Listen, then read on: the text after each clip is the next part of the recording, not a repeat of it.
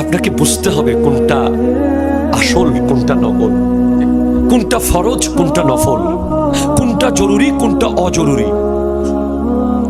বর্তমান পৃথিবী যেটা চলছে এখন এই মুহূর্তে সিচুয়েশন, নামাজ, রোজা, হজ, জাকাত, ঈমান, তাকওয়া, পরহেজগারি, এগুলো সব আমরা বানিয়েছি দুনিয়াদারি করার পরে যদি কিছু টাইম বাঁচে। জি জি, ঠিক কিনা জোরে বলেন না। দুনিয়াদারি করার পরে যদি, অফিস করার পরে 10 মিনিট থাকলে নামাজটা হবে আর কি। বিয়ে বাড়িতে মেহেদি অনুষ্ঠান শেষ করার পরে যদি 5 মিনিট পাই তাহলে ফজরের নামাজ পড়লে বললাম, নাইলে পড়লাম না। ব্যাপারটা এমন হয়ে গেছে না? হয়েছে কিনা বলেন না। ইভেন জুমা পর্যন্ত, জুমা কি একটা মানুষ পৃথিবীতে একদিন ছিল মাত্র, আমার আত্মীয়, আপনার আত্মীয়, ওনার আত্মীয়। আরেকটা মানুষ 2 দিন ছিল পৃথিবীতে। কেউ মায়ের পেট থেকে চলে গেছে, কেউ 1 সপ্তাহ পর চলে গেছে, কেউ আইসিইউ থেকে চলে গেছে। আমি কেন 20 বছর আছি? ঠিক কিনা কথা বলেন না। আপনি কেন 30 বছর বেঁচে আছেন? উনি কেন 40 বছর ধরে এখনো বেঁচে আছে? উনি কেন 60 বছর ধরে এখনো আছে? এটা কখনো ভেবে দেখেন নাই? জানেওয়ালাদের ভিতরে আমি নাই কেন? সেদিন আমি চলে যেতে পারতাম পুটিয়াতে।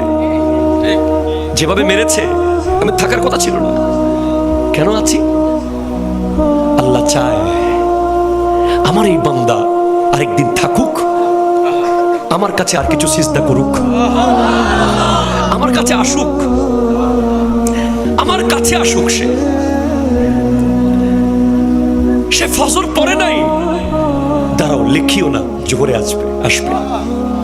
আল্লাহ সে তো জোহর পড়ে নাই, আচ্ছা লিখিও না, আসরে আসবে।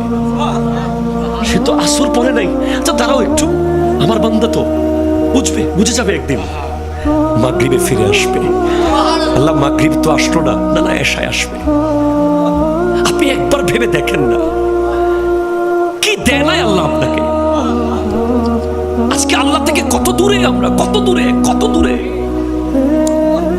আজান চলে আমরা মোবাইল টিপি, আজান চলে আমরা রং তামাশায় থাকি।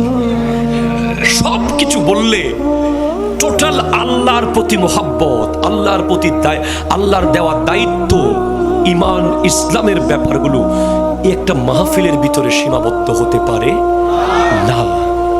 এটা আপনার লাইফের প্রতিটা মুহূর্তে থাকতে হবে। আমি কেন বেঁচে আছি? আমি আমার বউ ফোলাকে ভাত খাওয়ানোর জন্য বেঁচে আছি না। আমি চাকরি করে টাকা কামাইয়া ঘর বানানোর জন্য বেঁচে থাকি নাই।